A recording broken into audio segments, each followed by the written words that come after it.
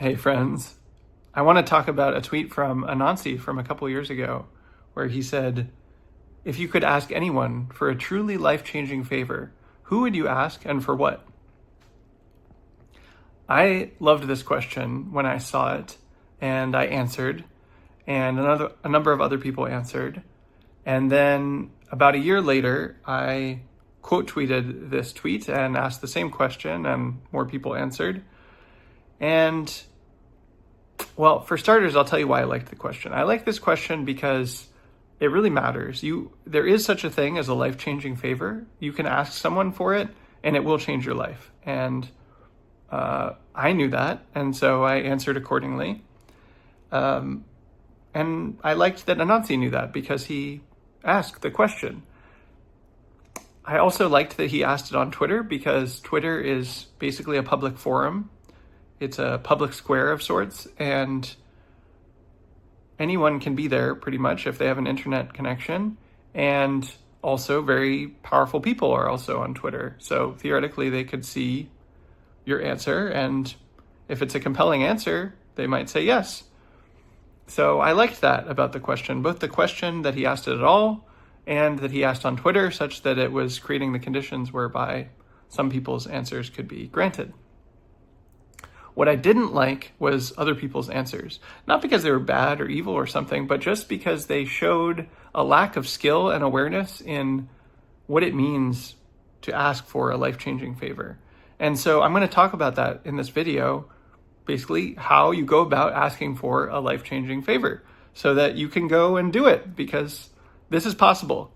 And I want you to do that. I want you to think about what you'd ask for and to ask for it and to get it and to have it change your life for the better, because that will be good for you and it'll be good for the world. So for starters, Anansi's question had two parts. Who would you ask and for what? So let's start with who. A lot of people's answers failed because they didn't even say who they would ask. They just said what they would ask for, but they didn't say to who. And it's very important that you ask a specific person for a specific favor. You say, yeah, this friend of mine is someone I'd like to ask, or this former boss of mine, or this neighbor of mine, or someone I don't even know in the case of Twitter. You can ask a total stranger, theoretically. But you want to ask someone specific. I mean, if you just go to the normal case of a favor, right? Say you have a friend.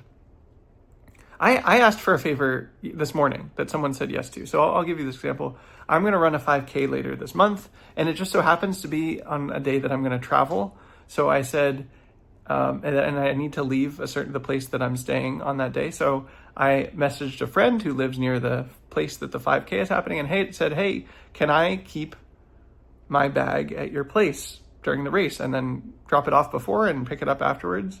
And they were like, of course, no problem. That was a favor that I asked of them, and they said yes. And I asked them very specifically, partly because they're nearby, but also because I had the sense that they would be happy to do this, and it wouldn't be an inconvenience for them, that it would be something that they'd like to do. And within the context of our relationship, it made sense. If I just asked someone random on the street, hey, can I keep my bag at your house for a few hours? They would be like, probably they'd say no. Maybe they'd say yes. There's a chance they'd say yes, but it's not guaranteed. Whereas with that specific friend, I knew, they're not guaranteed to say yes, but they're much more likely than a stranger. I assumed they would say yes, and it would have been fine if they said no, but I would have been surprised. And if they did, it would probably be because they're out of town or something. So when you ask a friend for a favor, you ask a specific friend for a specific favor that makes sense within the context of that friendship. And the same is true for a life-changing favor. You want to ask someone specific, someone who has the capacity to help you in the way that you want to. They should also have the desire to, right? We always talked about this when I was at the monastery with fundraising, and that Bill Gates, for example, has a lot of money, and we needed money at different points as a nonprofit for our monastic training programs. But if we just went up to Bill Gates and asked him for money, it wouldn't make sense, because he cares about technology, and he cares about public health care, and he cares about global warming, and he cares about societal issues like those things. He might think what we're doing is very nice, but he's not necessarily a meditator. He's not necessarily into monasteries. He's not necessarily a Buddhist. He may not have the context for why it's good to give to monasteries. It might just be something he doesn't care about. In the same way that someone who does care about monasteries might not be the best person to ask for support with cancer research. So you want to be very specific about who you ask and make sure that they're a match, but for the kind of thing that you're asking for, that they actually have the capacity and desire to help with that, the passion to. And then you need a very specific favor. Some people said like, oh, just give me $1 billion, or I don't even remember what the other answers were, but they weren't very specific. They were like, oh, I just need help with this thing. And you want to ask for something very specific, very specific. If you're going to ask for money, ask for a specific amount. Be like, hey, I need $10,000 to build a shed in my backyard so that I can do research on this plant biology thing I'm really interested in that has the potential to help the way we digest food. And you just got to trust me. For the right person, that's a deal. They'd be like, yeah, I have $10,000. I can help you with that. And that's much more feasible than $1 billion to start a nonprofit, which I think someone said, which is just silly. If you're going to start a nonprofit, you should level up over time. You can get to $1 billion budgets, sure, but you don't start there. And no one's going to know who you are. You have to earn the right to do that. You have to show your work and show, oh yeah, I have done these projects that had this impact, that had this benefit, and I've demonstrated that I can use funds responsibly, that I know how to use them, and that there are real impacts that are made from what I do. Anyway, so you want to ask for a specific amount. You also want it to be a feasible amount, or a feasible thing. If it's not money, you want it to be something they could feasibly do, right? Like with my friend that I asked to leave my bag at his house, he has a house, and it's near the park that I'm doing this race at, and it's fine. He has the capacity to help me with this. It's very feasible. And yes, he's doing me a favor, but it's no inconvenience for him. Most recently, I asked someone, when I asked this the second time around, I asked someone at Notion for a discount to use Notion, because Notion's great, but also very expensive. And I don't have the money to pay for everyone in the Service Guild to use it. So we kind of duct taped together, just paying for me and maybe one other person right now. And then other people are guests on a lot of pages, and that sucks. And so they normally give nonprofit discounts, but we're not a nonprofit. We're just kind of a informal social club. But it would be easy for someone with the right power at Notion to be like, oh yeah, the Service Guild, they're doing great stuff. And no, they're technically not a nonprofit, but we can give them that discount. It's easy. It's just a button somewhere. It's a marginal cost because it's software. And me saying, even in this video, oh, I like Notion and I think Notion is good and it really helps us with the Service Guild, other people knowing we use Notion, that's good. And also it's just good for the world that we're able to do service projects. So that's a feasible ask that someone could actually do, that they have the power to do, and that they might even like to do, right? The first year, you can see this, but I asked Jim O'Shaughnessy to get together for a 30-minute Zoom call, I think I said. And I had a very specific ask for him, and he ended up saying yes. We got on the call, and I got to meet him and tell him about what we were doing, and ask for his support in a specific way. And I was grateful for that. And I knew, if I ask for a day of his time or a week of his time, or I ask for $1 million, that those aren't things he's going to give me. But half an hour, he can probably find time. And I asked in a really compelling way, and other people were also like, "Oh, Jim, you should consider doing this."